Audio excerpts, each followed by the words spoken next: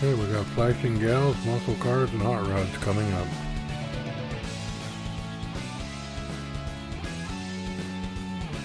Whoopee! There's Provoking Babe in a 1933 Ford ZZ Top's Eliminator.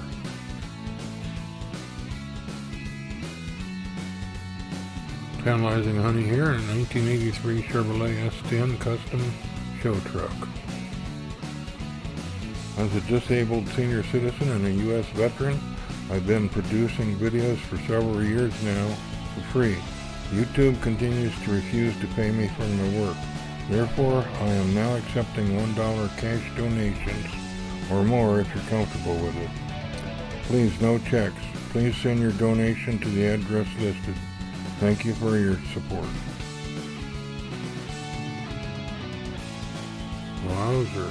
Here's a 1973 Ford Mustang convertible. A luscious babe.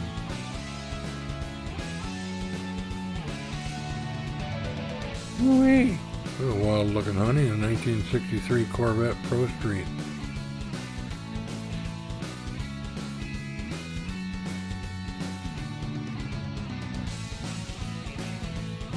Please comment, share, like, and subscribe.